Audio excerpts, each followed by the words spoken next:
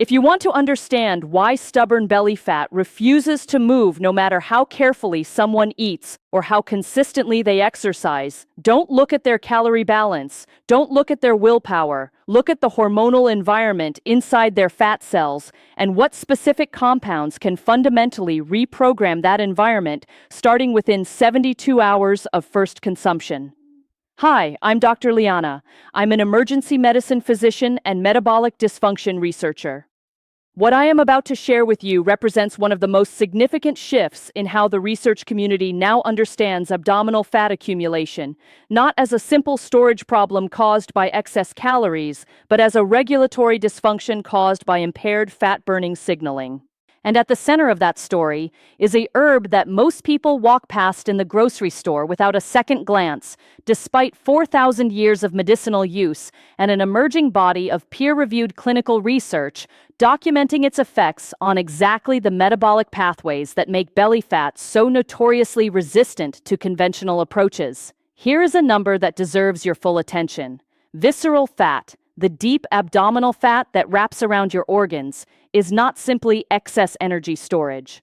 Researchers have now confirmed that visceral fat behaves as an active endocrine organ, secreting inflammatory compounds and hormone disruptors that suppress your body's fat-burning capacity, impair insulin signaling, and create a self-reinforcing cycle of metabolic dysfunction that gets worse with each passing year. By the time most people are in their mid-50s, this cycle has been running for a decade or more. And the conventional approaches they have been given, eat less, move more, cut carbohydrates, address the symptoms while leaving the root regulatory dysfunction entirely untouched.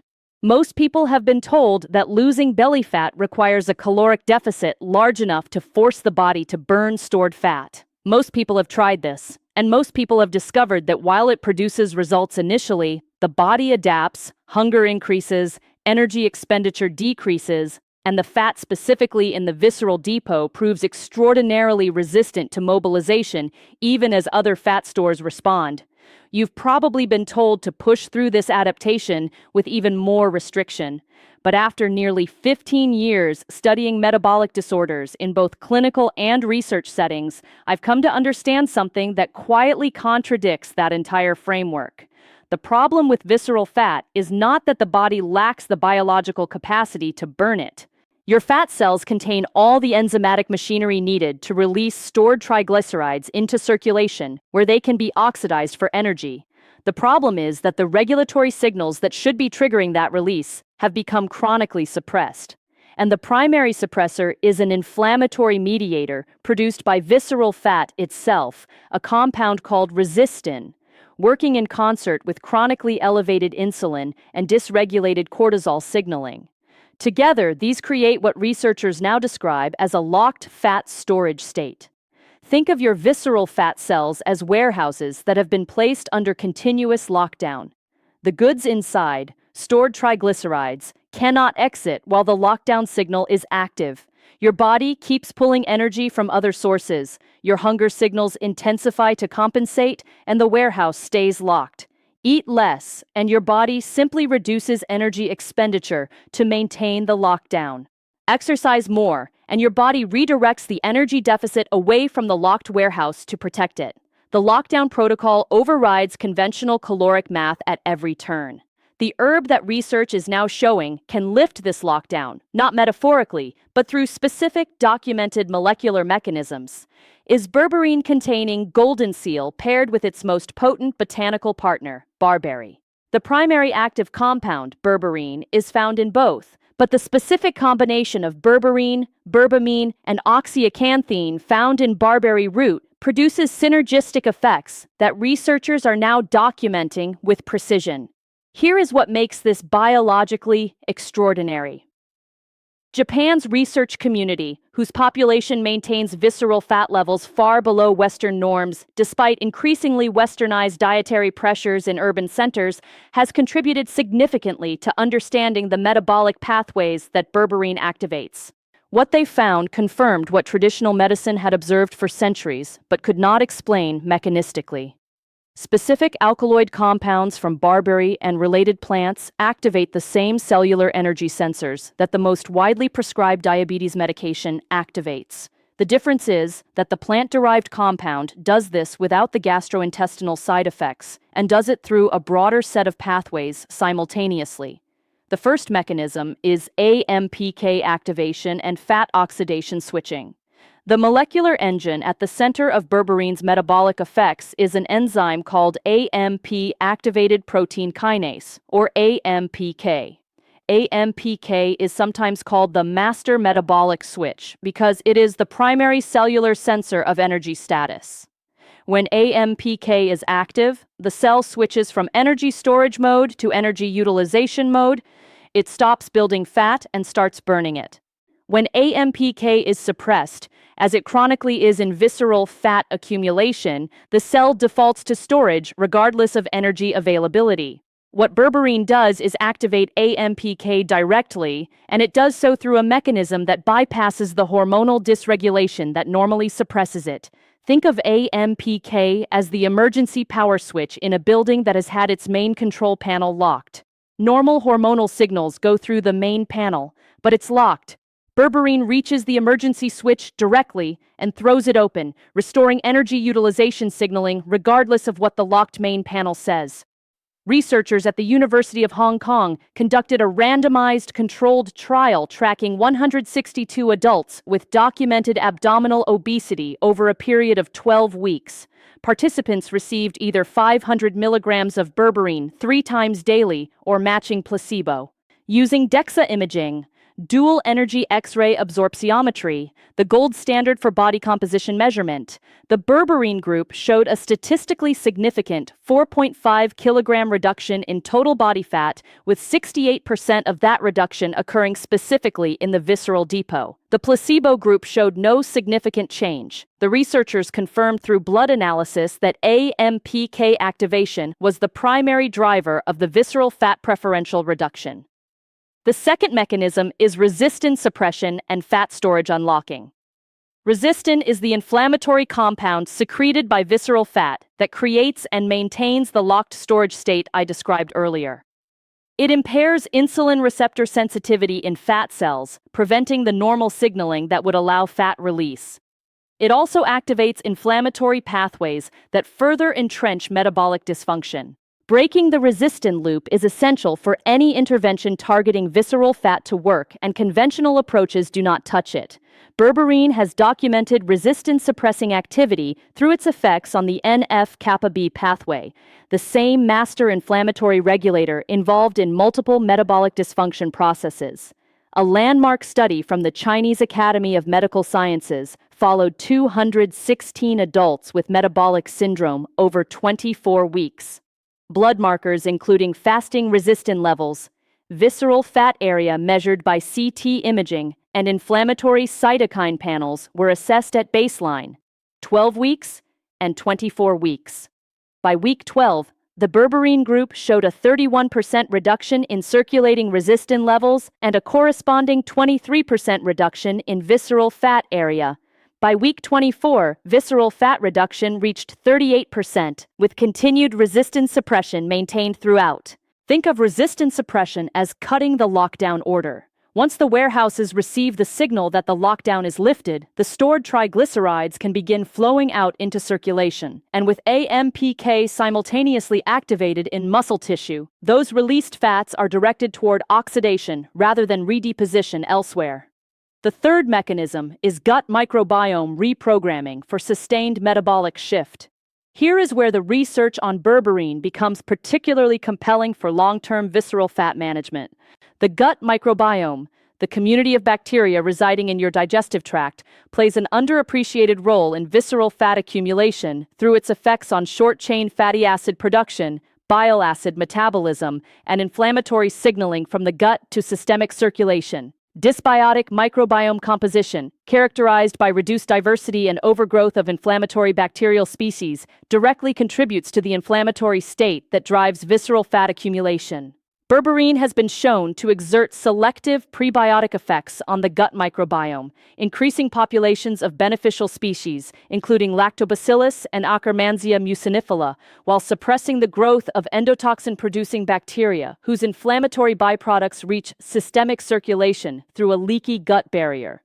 Penn State University researchers analyzed gut microbiome composition in 89 adults before and after 12 weeks of berberine supplementation, finding significant increases in Akkermansia mucinifila abundance, a bacterial species now strongly associated with metabolic health and reduced visceral fat deposition.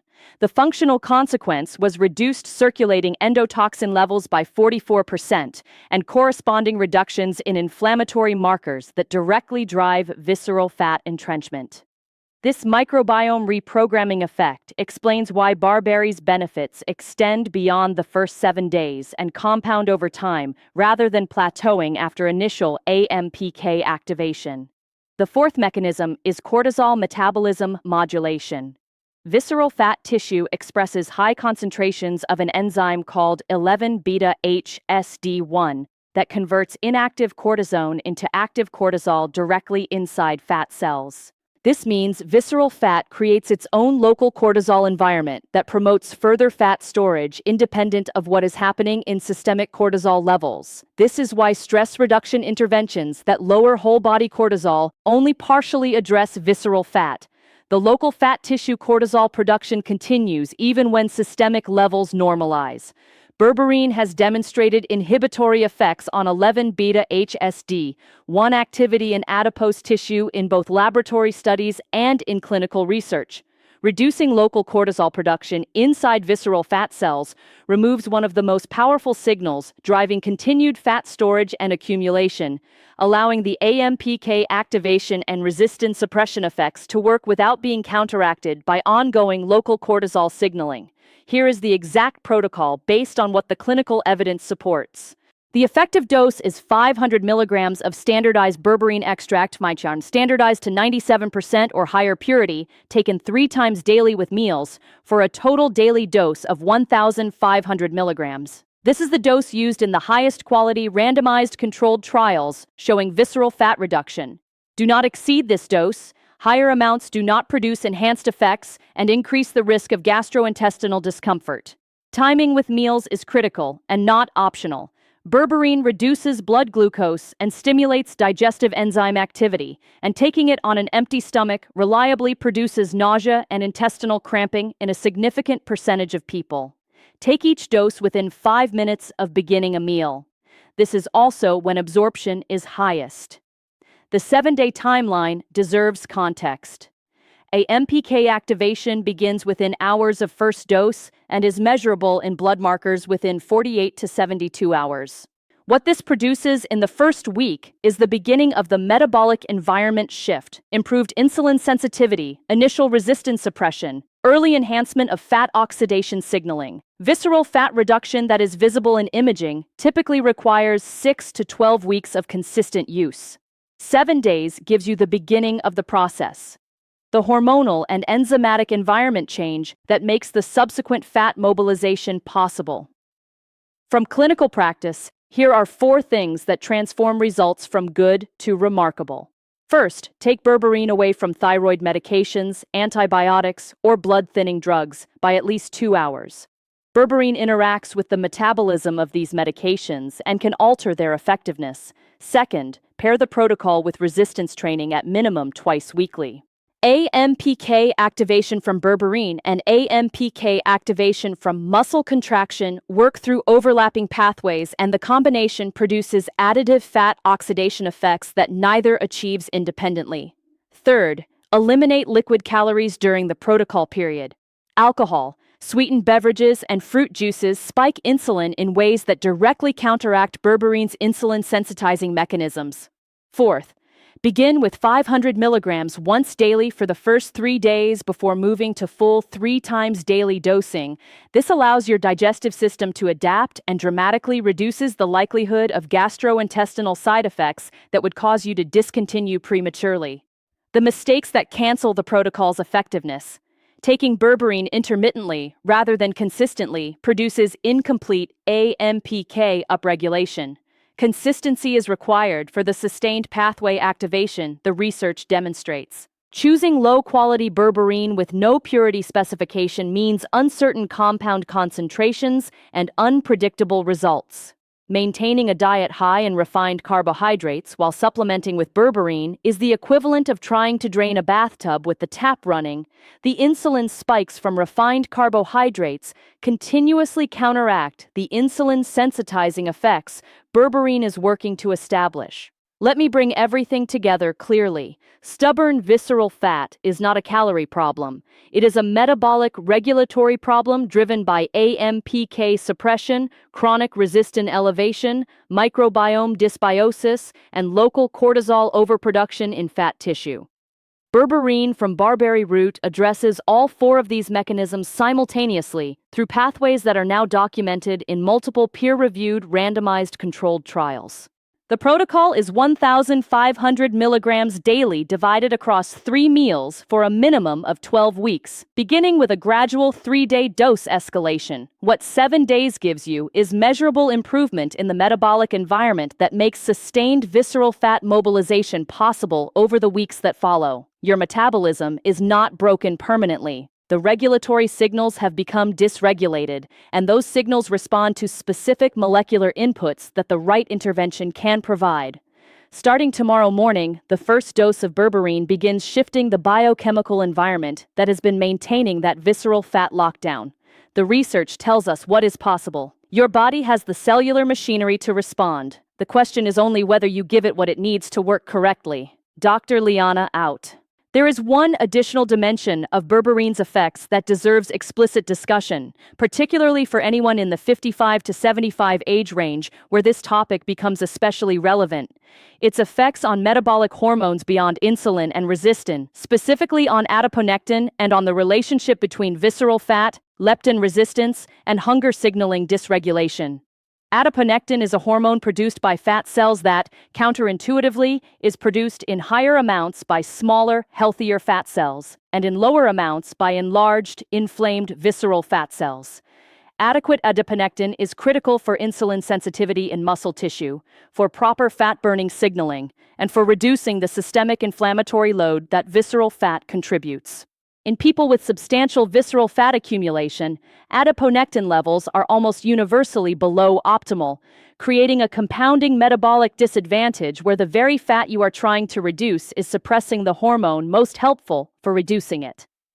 Multiple clinical studies examining berberine's metabolic effects have documented significant adiponectin elevation alongside the visceral fat reduction, a finding that is mechanistically consistent with the AMPK activation pathway, as AMPK activity in fat cells is one of the primary drivers of adiponectin expression. The study from the Chinese Academy of Medical Sciences that I cited earlier, tracking 216 adults over 24 weeks, documented a 27% increase in circulating adiponectin in the berberine group by week 24. A change that independently improves insulin sensitivity and fat-burning capacity beyond the direct AMPK effects, creating a compounding benefit that explains why berberine's metabolic effects often appear to strengthen and deepen over the first several months of consistent use, rather than simply maintaining a steady initial response. Leptin resistance is the second hormonal dimension worth addressing explicitly. Leptin is the satiety hormone produced by fat cells that should, under normal conditions, signal the brain to reduce hunger and increase energy expenditure when fat stores are adequate. In people with substantial visceral fat accumulation, the fat cells are producing large amounts of leptin, but the brain's leptin receptors have become desensitized to the signal through chronic overexposure, a phenomenon called leptin resistance. The result is that despite high leptin levels and substantial energy reserves, the brain is receiving and responding to leptin as if fat stores were dangerously low, driving hunger signals up and metabolic rate down in a pattern that powerfully resists conventional caloric restriction approaches. Berberine's NF-kappa B inhibitory effects in hypothalamic tissue, the brain region housing leptin receptors, have been shown in laboratory research to reduce the inflammatory signaling that drives leptin receptor desensitization. While human clinical data, specifically measuring leptin receptor sensitivity as an outcome, is limited compared to the visceral fat and AMPK research, the pattern of appetite normalization and reduced compensatory hunger increase that is reported in clinical berberine trials is consistent with partial restoration of leptin signaling effectiveness at the hypothalamic level. This is a meaningful clinical outcome beyond the visceral fat metrics that the imaging studies capture. The experience of reduced hunger intensity during a period of fat loss is one of the most practically significant and most frequently underreported benefits in the clinical trial population.